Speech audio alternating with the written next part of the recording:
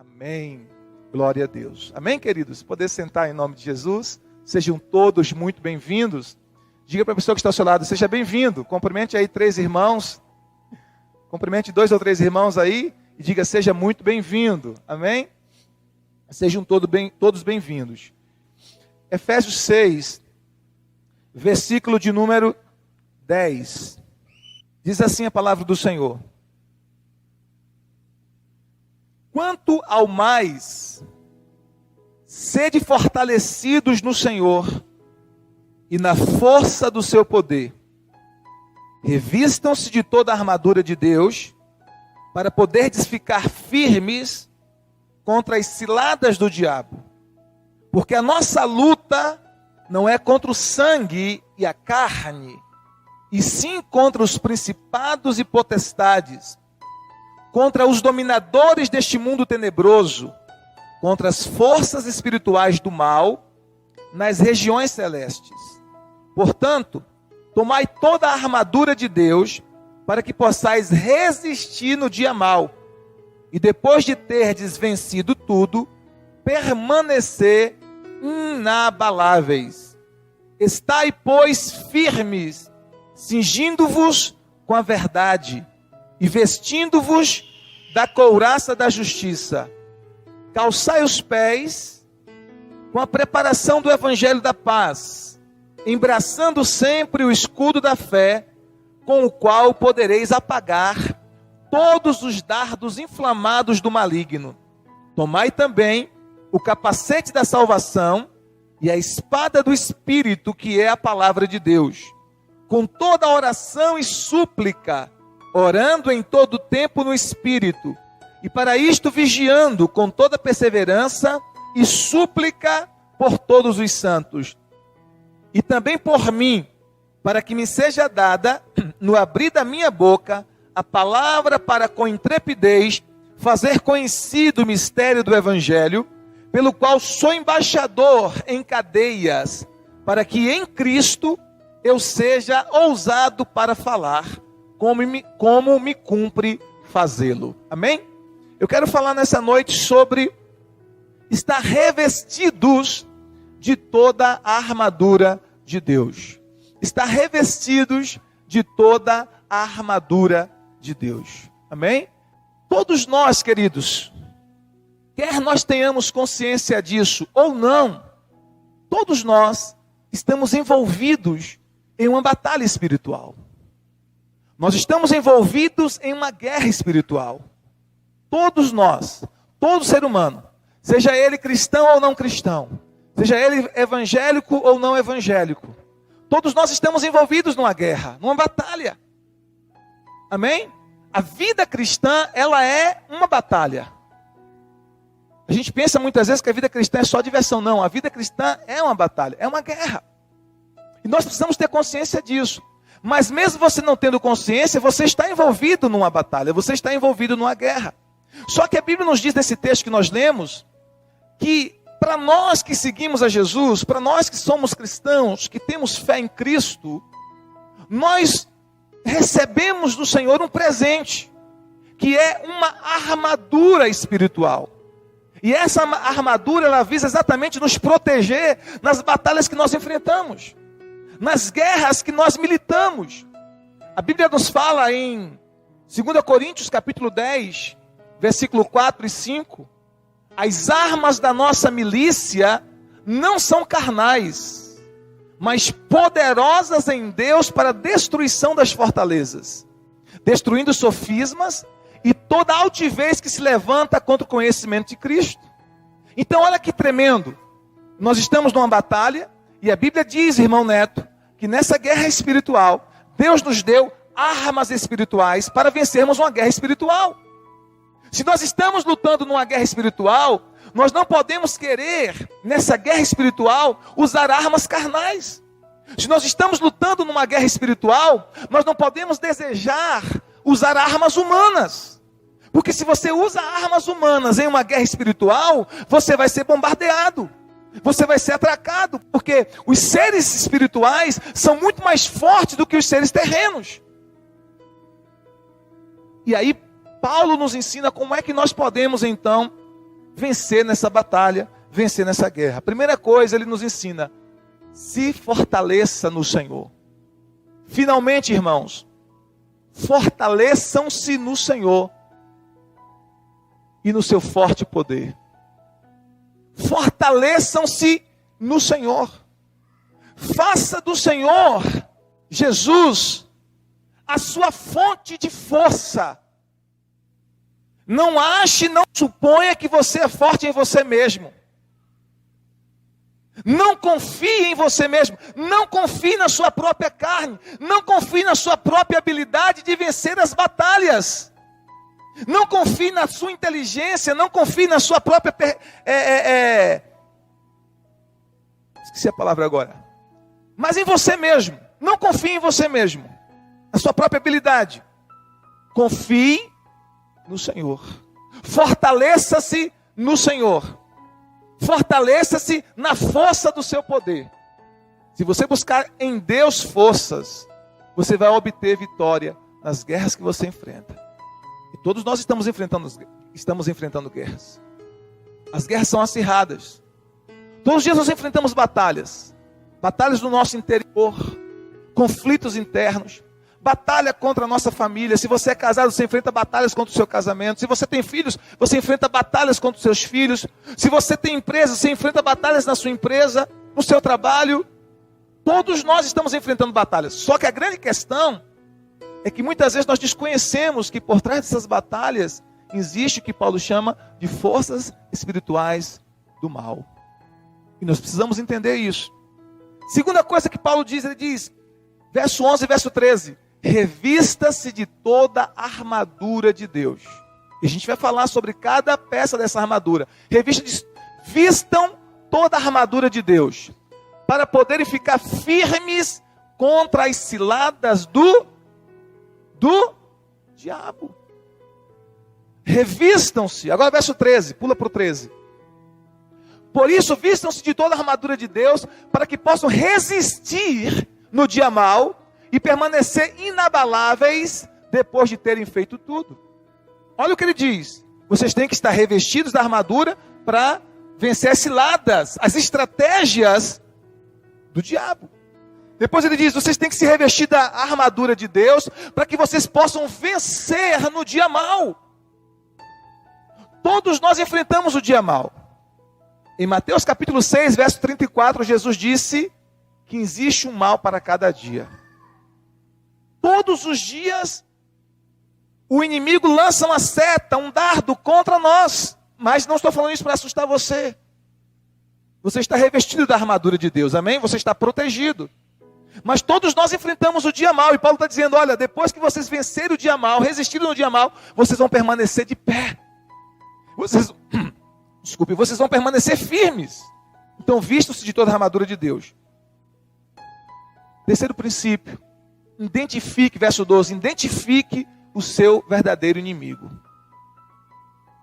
Identifique quem é o seu verdadeiro inimigo. Porque o grande problema é que na batalha, queridos, geralmente o diabo usa pessoas para nos atingir. Os nossos piores problemas nós temos com pessoas. Não é verdade? As situações mais difíceis que nós enfrentamos são com pessoas. E nós acreditamos muitas vezes que aquela pessoa é nosso inimigo. Mas Paulo está nos ensinando, você tem que identificar quem é o seu verdadeiro inimigo. Verso 12. Pois a nossa luta não é contra seres humanos, mas contra os poderes e autoridades, contra os dominadores deste mundo de trevas, contra as forças espirituais do mal nas regiões celestiais. Claro que esses poderes e autoridades que ele está falando aí não são poderes e autoridades humanos, são poderes e autoridades espirituais, do mal, das trevas. Então, você tem que identificar quem é o seu inimigo. Contra quem você está lutando. Não é contra aquele vizinho que está te perseguindo. Não é contra o teu marido. Não é contra a tua mulher. Não é contra aquele funcionário que está te dando uma dor de cabeça, nem contra aquele patrão teu. Não é contra aquele concorrente. da sua empresa que está o tempo todo querendo te passar a perna, fazendo trabalhos contra você. Não, você tem que entender que o seu verdadeiro inimigo é o inimigo Satanás. Porque se você não entender isso, você vai usar armas humanas. Se você não entender isso, você vai lutar contra pessoas, é tudo que ele quer. O que o inimigo quer? Ele quer ficar por trás, orquestrando toda a confusão, sem ser identificado. Porque se ele não for percebido, fica muito mais fácil dele nos atingir. Então, quem é o seu inimigo? Você tem que identificar. O meu inimigo não é o meu vizinho. O meu inimigo não é o meu marido. O meu inimigo não é a minha mulher. O meu inimigo não é o meu patrão, não é o meu funcionário. Não é aquele concorrente. Não é aquela pessoa que me fez o mal. Embora ela ache que seja minha inimiga, eu tenho que saber que por trás daquela pessoa que está tanto me fazendo mal, existe o dedo do inimigo, do verdadeiro inimigo. Então eu tenho que identificar que esse inimigo é espiritual para que eu possa obter vitória. Senão eu vou ficar dando murro em ponta de faca, irmão, e usando armas humanas para vencer guerras espirituais. Vocês estão entendendo? Eu vou ficar usando armas humanas para vencer batalhas espirituais. Ele continua dizendo: vista-se da verdade. Verso 14. Vista-se da verdade. Quem é a verdade? É Cristo. Jesus disse em sua palavra, João 14, verso 6. Eu sou o caminho, a verdade e a vida. Ninguém vem ao Pai senão por mim. João 8,32. Conhecereis a verdade e a verdade vos libertará. Então, vista-se da verdade. Vista-se da verdade. Amém? Como um escudo. Conhecereis a verdade e a verdade vos libertará. É a verdade da palavra. É a verdade de Cristo. Como é que você suplanta o engano do inimigo? Quando você tem a verdade de Deus no seu coração. Quanto mais você tem a verdade de Deus no seu coração, mais o engano do mal cai por terra. Ele continua dizendo, vista-se, verso 14 também, da justiça. Revestivos de toda a verdade, do cinturão da verdade e da couraça da justiça. O que isso significa? Entender quem você é em Cristo, que você é justiça de Deus em Cristo. A Bíblia nos fala em 2 Coríntios, capítulo 5, verso 21. 2 Coríntios 5, 21 diz, aquele que não conheceu o pecado, quem foi esse? O único que não conheceu o pecado aqui nessa terra, quem foi? Quem foi? Jesus. Foi o único que não conheceu o pecado. Aquele que não conheceu o pecado, Deus o fez pecado por nós. Deus colocou o meu pecado e o seu pecado nele. Toda a nossa maldade Deus colocou em Jesus. A nossa mentirada, a nossa falcatrua, os nossos enganos, as nossas desonestidades, a nossa prostituição, os nossos adultérios. Ele colocou tudo isso sobre Jesus, lá na cruz, e julgou tudo isso em Jesus. Então aquele que não conheceu o pecado, Deus o fez pecado por nós. Para que nele, em Jesus, nós fôssemos feitos o quê?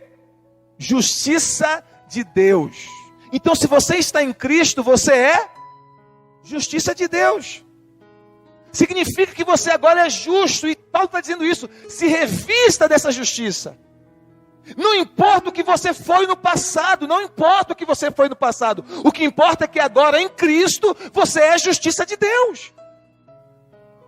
Muitas pessoas não entendem isso. Ah, mas esse cara agora diz que é crente. Ele fez isso, ele fez aquilo outro no passado. Ele fez isso, isso. E a lista é grande, é imensa. E agora diz que é crente. Ele fez tudo isso. Mas a Bíblia diz que agora ele é uma nova criatura em Cristo. Ele é justiça de Deus em Cristo. Não importa, queridos, o nosso passado. O que importa é quem nós somos em Cristo. Amém? No dia que você disse sim para Jesus, Deus pegou o teu pecado, colocou em Jesus, e pegou a justiça de Jesus e colocou em você. Quando Deus olha para você, você tem que entender isso. Quando Deus olha para você, Deus não vê um pecador. Deus olha para você e vê a justiça de Deus em você. Não porque você é bonzinho em si mesmo, entenda isso. Não é porque você é bonzinho e merece, não. É por causa daquilo que Cristo fez. É por causa daquilo que Jesus fez. Do sacrifício de Jesus. Ele não conheceu o pecado, mas se tornou pecado no meu lugar e no seu lugar. Quando você crê nele, a justiça dele é colocada sobre você. Há uma transferência. E você agora é chamado de justiça de Deus. Eu tenho ensinado os irmãos dessa igreja a confessarem isso, a crerem nisso. Sabe, naquele momento que você experimentar aquela opressão do mal, tentando arrastar você para algo errado, diga em voz alta: eu sou justiça de Deus em Cristo. Eu sou justiça de Deus em Cristo.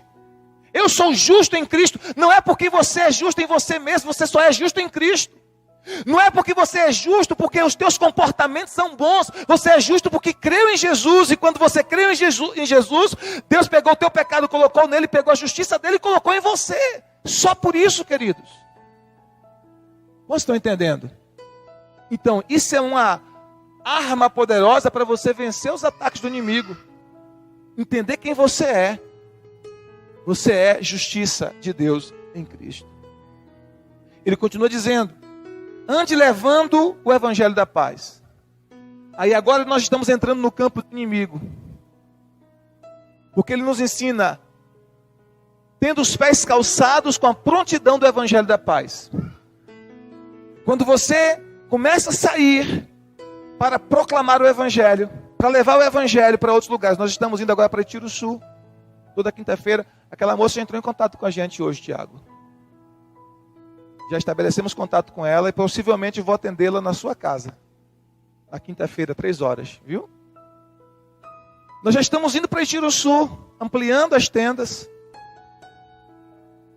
Indo de casa em casa lá também, ministrando a palavra.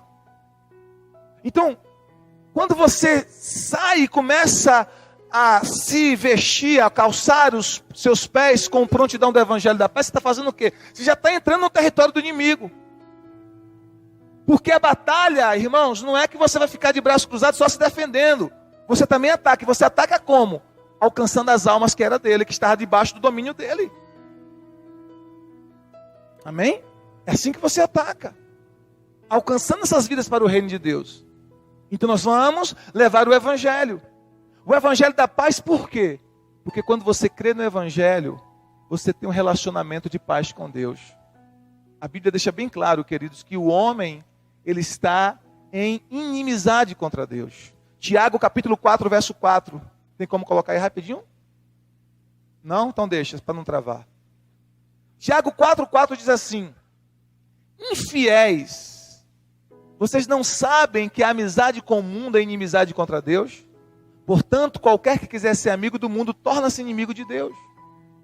Então o homem, na condição de distante do Senhor, ele é inimigo de Deus. Mas quando a Bíblia fala do evangelho da paz, por quê? Quando você crê no evangelho de Jesus, você tem um relacionamento de paz com Deus. Romanos 5:1 diz isso. Aí, gente fiel, será que vocês não sabem que ser amigo do mundo é ser inimigo de Deus? Quem quiser ser amigo do mundo se torna inimigo de Deus. Tiago 4:4. Não é?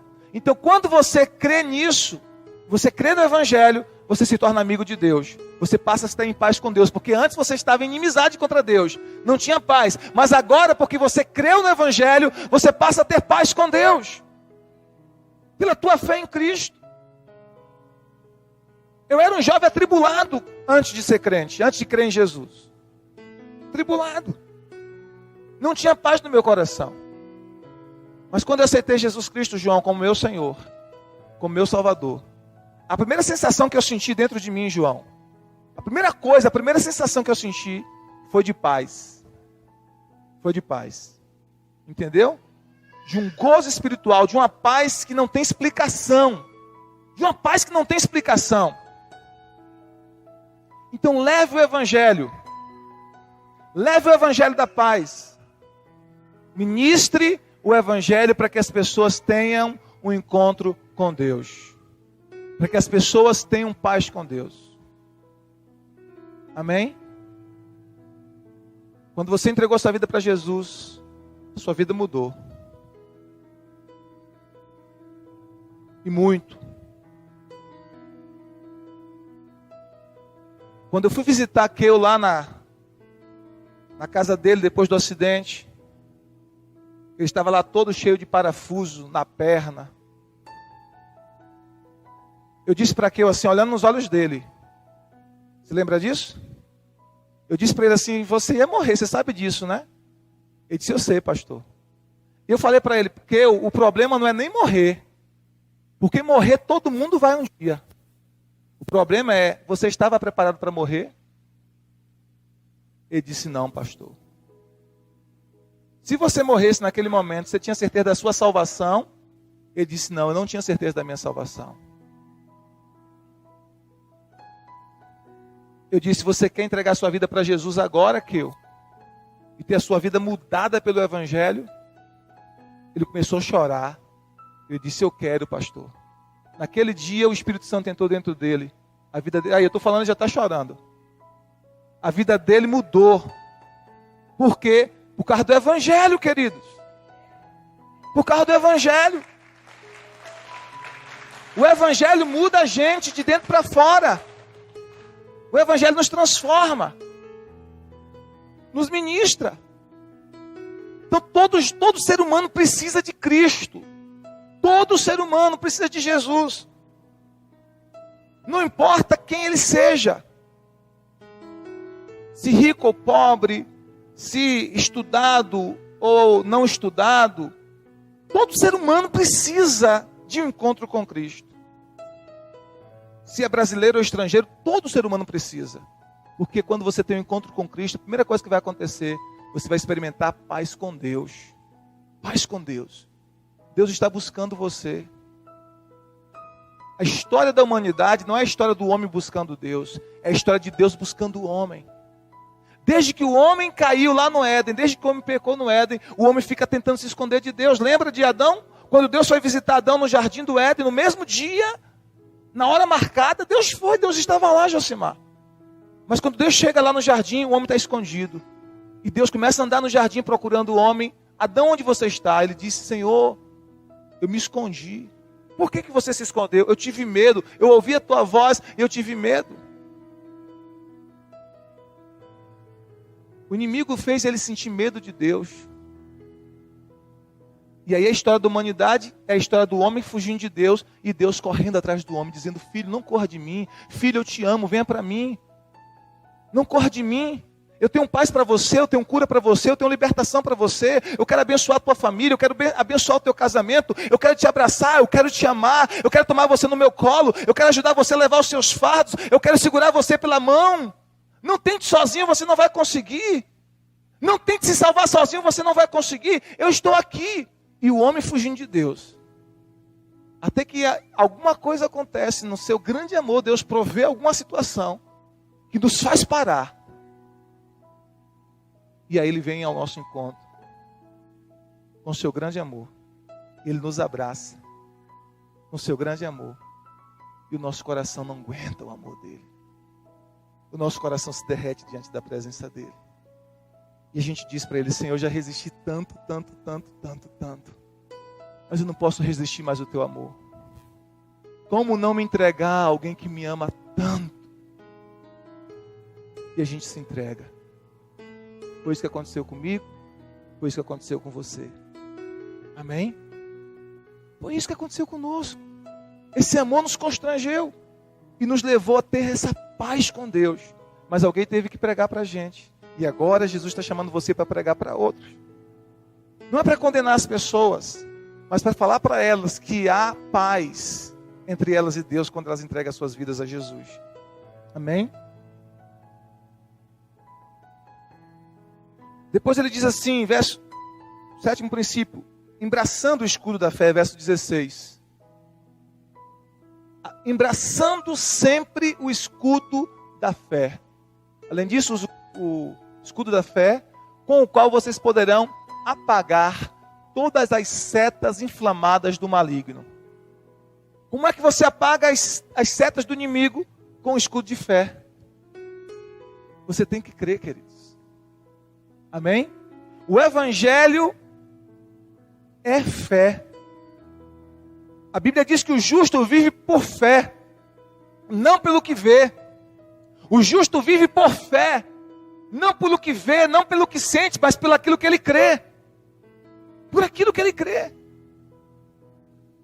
Amém? Então a sua fé em Cristo, não fé na fé, mas a sua fé em Cristo, a sua fé em Deus, ela é um escudo que te protege dos dados do inimigo. Se você tem fé em Deus, você está protegido das setas do inimigo. Por isso que o inimigo tenta atingir a sua fé, colocando dúvidas dentro de você, colocando temores, colocando incredulidade, porque a incredulidade é a base para que você seja atingido. Você tem que crer em Deus, na palavra de Deus, nas promessas de Deus. Amém? Ele continua dizendo, verso 17, usando o capacete da salvação, ou seja, proteja a sua mente com a certeza da sua salvação. Deixa eu falar algo para você que você tem que entender, queridos. Se você está em Cristo, você está salvo. Amém?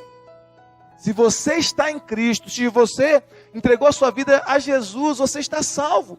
Pastor, isso não é prepotência, não é arrogância, não, quer dizer, é fé. A Bíblia diz isso e eu creio na Bíblia. Efésios 2,8 diz, pela graça sois salvos por meio da fé. Isso não vem de vós, é dom de Deus. Pela graça, não é por meu mérito, não é porque eu sou bom, não é porque eu sou perfeito, não é porque eu faço tudo certinho, mas pela graça. O que é graça? Favor imerecido. Eu não mereço, mas quando eu criei nele, ele me salvou mesmo assim. Amém, queridos? Quando um salva-vidas vai salvar alguém que está se afogando, o salva-vidas fica perguntando a ele assim, você acha que você merece ser salvo da morte agora? Você realmente está preparado para ser salvo da morte agora? Você faz as coisas tudo certinho, você obedece seu pai, você obedece sua mãe, você paga suas contas em dias. Se não fizer isso, eu não salvo você não.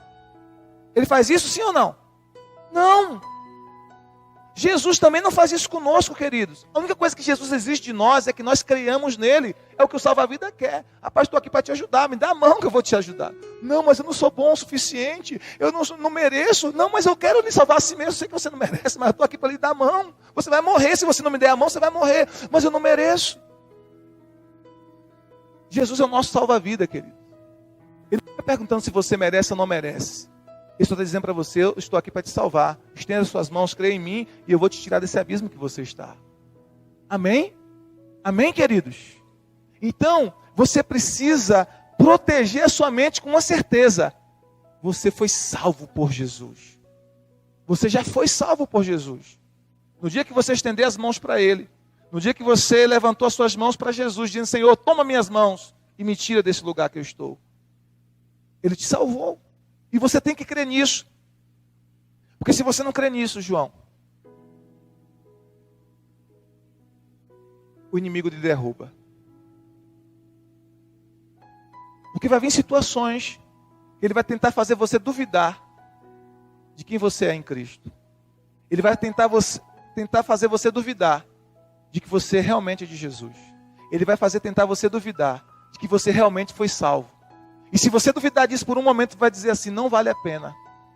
Será que eu não estou salvo mesmo? Deixa eu voltar para a velha vida. É tudo que o inimigo quer. Você entendeu?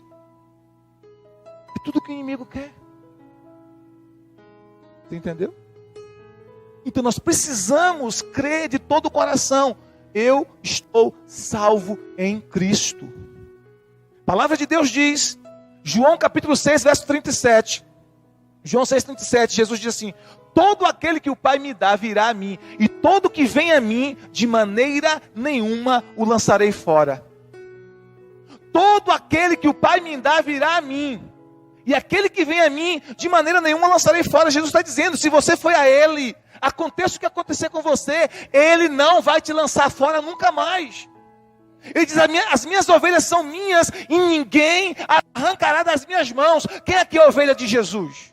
Então se você é ovelha de Jesus, você tem que crer nisso. Ninguém vai arrancar você das mãos dele. Ninguém vai arrancar você das mãos de Jesus. Amém? Ninguém. Então proteja a sua mente com o capacete da salvação. O que é o capacete da salvação, pastor? É a certeza de que você é salvo em Jesus. Amém? Que você é salvo em Cristo. Estou quase concluindo. 9º princípio na batalha espiritual. Use a palavra de Deus como uma espada. Verso 17. Olha aí o texto que eu disse aquela hora. Todos aqueles que o Pai me dão, todos aqueles que o Pai me dá, virão a mim.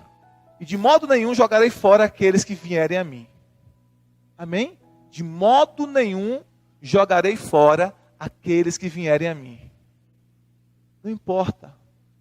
Pode ser a pessoa mais torta. Você sabe que o ditado do mundo é o seguinte: pau que nasce torto, nunca se endireita, não é assim? Mas Jesus é carpinteiro. Ele passa a plana da palavra, a plana do Espírito Santo, e endireita qualquer pau que nasceu torto. Amém? Porque eu era um pau torto, Jesus me endireitou. Eu era um pau torto, Jesus me endireitou. Amém? E está me endireitando ainda.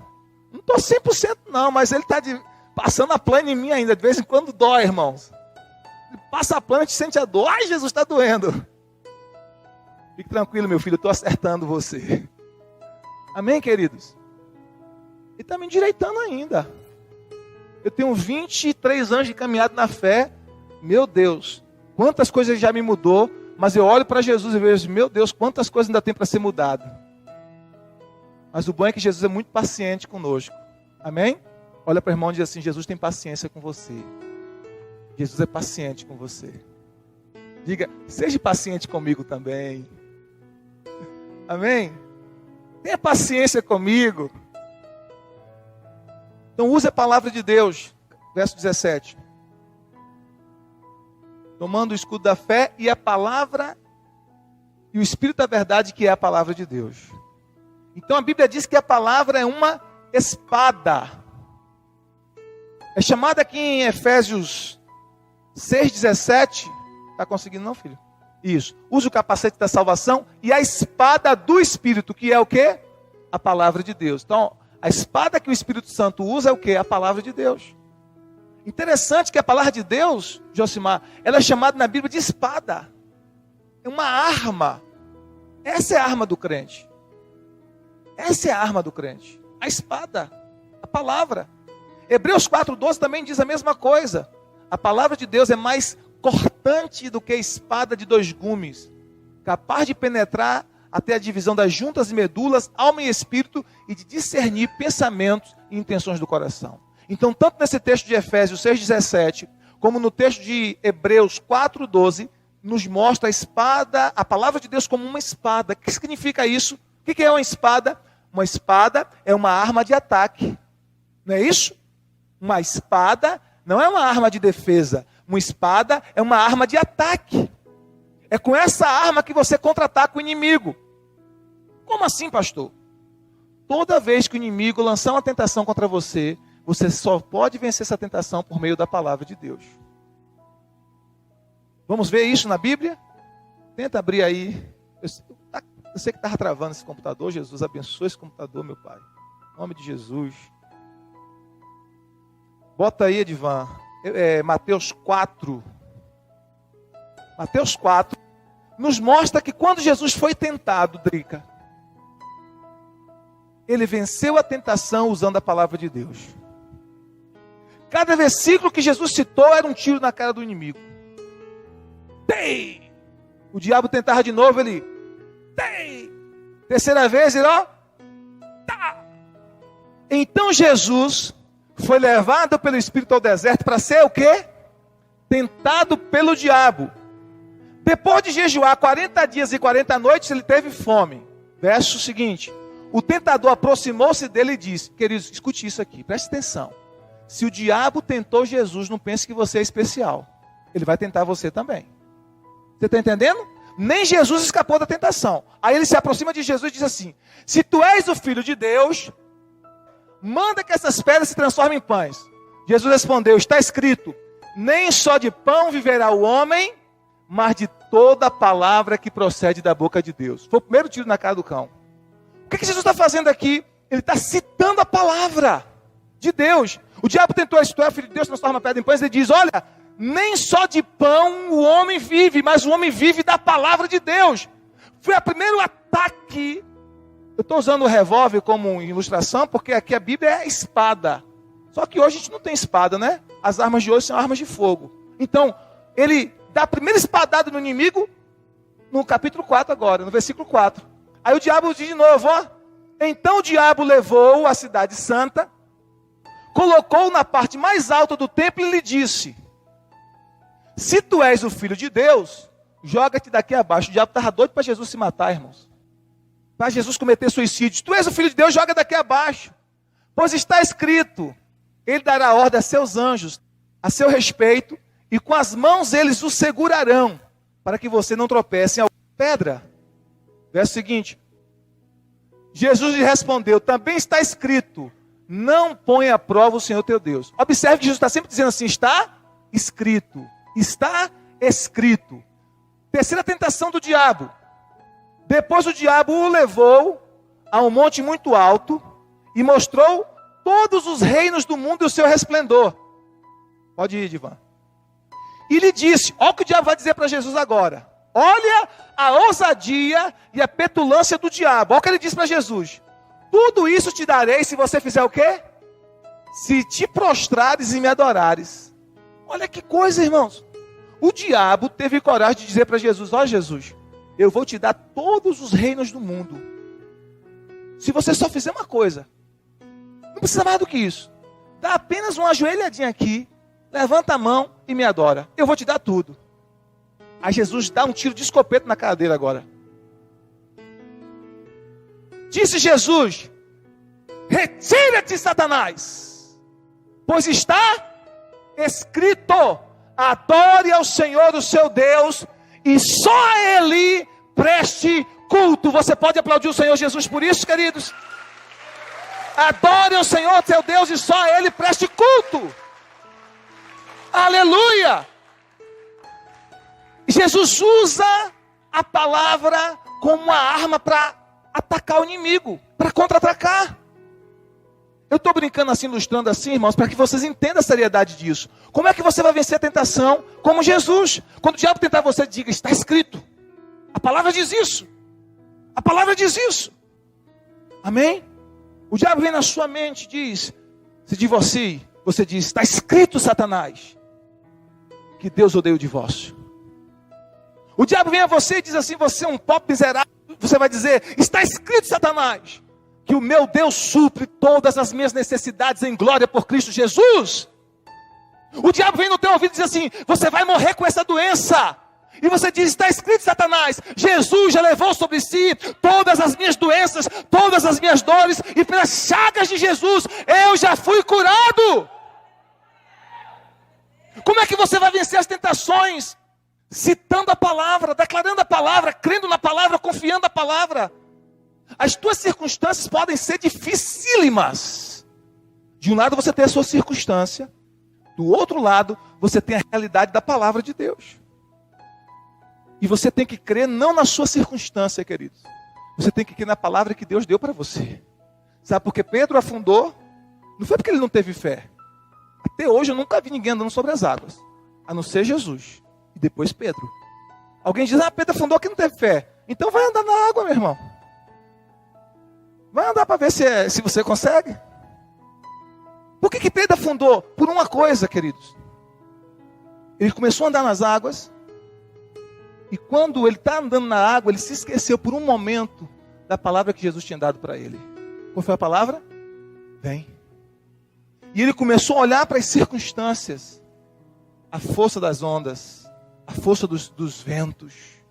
E quando ele começou a olhar para as circunstâncias, naquele momento que ele começou a olhar para as circunstâncias, ele deixou de acreditar na palavra de Jesus. Vem, vem. E quando ele deixa de crer naquela palavra de Jesus, vem, ele começou a afundar. Você tem que continuar crendo na palavra. As tuas circunstâncias podem estar difíceis como for. Dentro de você, você pode estar se sentindo mal, mas escute isso, você não vive por sentimento, você vive por fé. Você vive por fé. Não pelo que você sente, não pelo que você vê, mas pela sua fé em Cristo. Amém? Pela sua fé em Cristo. Por mais que a situação esteja difícil, você vive por fé, não pelo que você sente, não pelo que você vê. Jesus te deu uma palavra. Ele disse, vem. Ele te deu uma palavra. Jesus disse para você, vem. Ele te deu uma palavra, Vando. Ele disse, vem. Ele te deu uma palavra, Neto. Ele disse, vem. Ele te deu uma palavra, Carolina. Ele disse, vem. Ele deu uma palavra para você, Renato. Ele disse, vem. Ele deu uma palavra para você, Valquíria. Ele disse, vem. E ele lhe deu a palavra. Ele sustenta essa palavra, Cláudio. A palavra que ele lhe deu, ele sustenta. Você tem que continuar crendo. Eu sei que vai ter momento que o vento vai soprar forte. O vento vai soprar forte. Você vai ser tentado a olhar para os lados. Mas continue focado na palavra de Jesus. Foi ele que disse, ele garante. E é a palavra dele que vai te manter andando sobre as águas. É a palavra dele que vai te manter andando no sobrenatural. É a palavra dele. Eu profetizo que você não vai afundar.